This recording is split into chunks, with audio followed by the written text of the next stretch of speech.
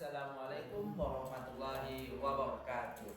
Perkenalkan, nama saya Imam Mahdi Al-Faraji dan teman saya. Perkenalkan, nama saya Reza Saputra. Kami berdua dari Prodi PGSD, Fakultas Pendidikan, Kampus Universitas Sultan Muhammad Syafiuddin Sambas. Di sini kami berdua akan membuat podcast yang untuk mengerjakan UTS Bahasa Indonesia mata kuliah dosen pengampu Ibu Poniang MPD, yang kami di sini akan bertemakan bahasa sopan dan halus yang akan diperjelaskan oleh Bung Imam. Selamat datang pendengar setia dalam podcast ini. Bahasa itu cerminan dari diri kita. Oke, Bung Imam. Dan saya Reza mengucapkan terima kasih karena telah meluangkan waktu untuk mendengarkan episode kami kali ini. Teman yang akan kita bahas sangat relevan dengan kehidupan sehari-hari, yaitu tentang pentingnya berbahasa sopan dan halus. Bahasa sopan dan halus merupakan bagian penting dari percakapan kita sehari-hari maupun berjam-jam kepada guru, kepada orang tua, kepada teman, kepada kerabat sesama kita. Benar sekali Bung Imam, di era modern ini tidak sedikit orang yang mengabaikan bahasa, pentingnya etika berbahasa. Banyak yang menganggap bahwa berbicara secara langsung bahkan kasar merupakan bentuk kejujuran. Padahal kejujuran tetap dapat disampaikan dengan cara yang santun dan yang tidak menyinggung perasaan orang lain. Iyalah, dengan menggunakan kita bahasa sopan, kita menunjukkan rasa penghargaan kepada lawan bicara, baik itu sebaya orang tuanya yang lebih tua maupun yang lebih muda. Sebagai contoh dari perkata, tugasmu jelek sekali, kita bisa menggunakan kalimat lebih halus seperti tugasmu sudah cukup baik, tapi lebih bagusnya lebih ditingkatkan, lebih diperjelas gitu kan. Itu kan secara kita kan teknologi kan secara sopan dan halus, dan masih bisa diperbaiki dengan beberapa bagian. Dengan kalimat seperti ini kita dapat menyampaikan kritik maupun dalam bentuk yang membangun untuk menghargai usaha orang lain. Kita berarti tidak boleh menjelekkan lah bahasa perkataan kita kepada teman maupun yang lebih tua.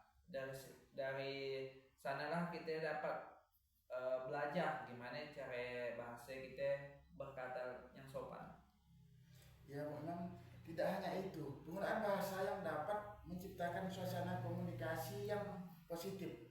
Dalam pergaulan sehari-hari, orang banyak merasa nyaman dan dihargai ketika diajak berbicara menggunakan bahasa sopan.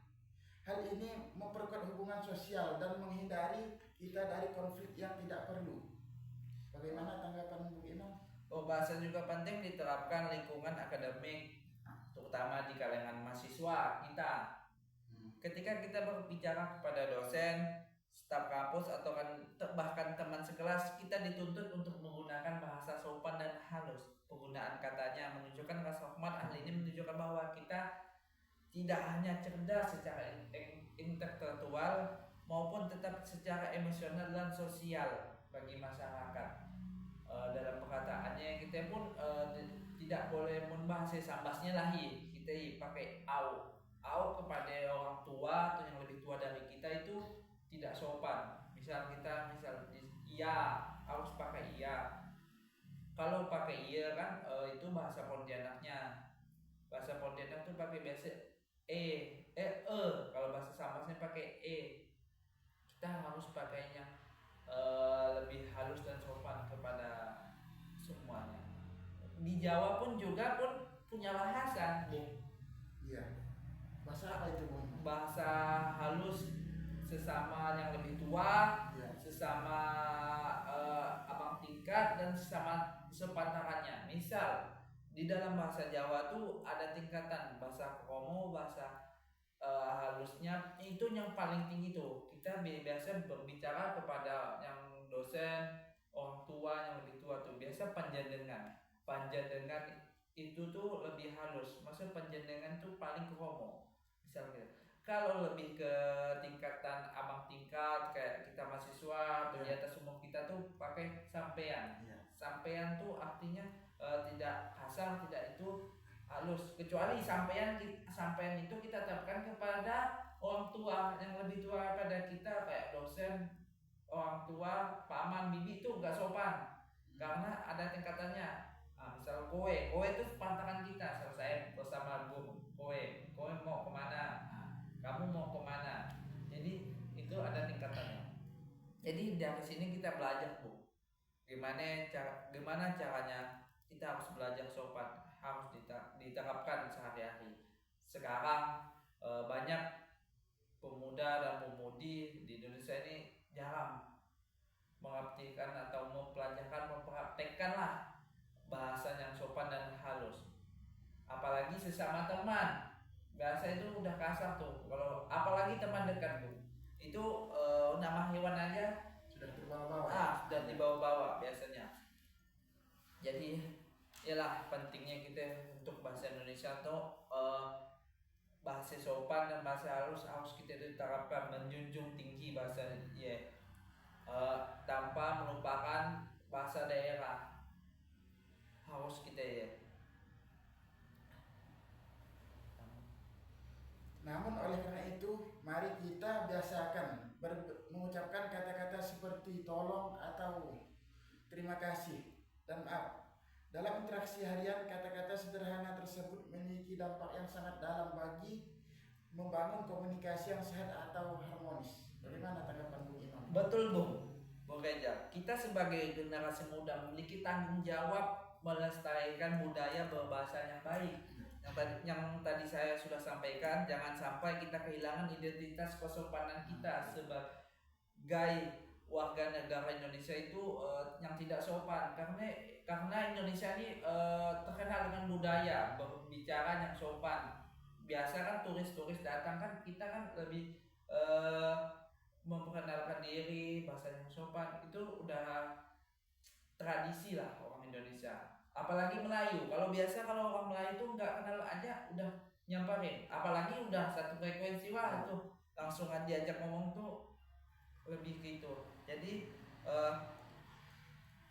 karena mengikuti tren yang tidak sesuai, karena banyak zaman sekarang ini mengikuti tren yang tidak sesuai dalam tadi pakai lagu lah. Biasanya kan ada lagu yang tidak baik, misal lagu bajingan, itu kan tidak baik tuh. Aku tahu kamu seorang bajingan. Nah, itu kan tidak bagus untuk diterapkan, apalagi itu kan udah menyangkut lagu lah. Minum dulu, Bu. Santaikan dulu kita sambil ngobrol di podcast Bahasa Indonesia ini.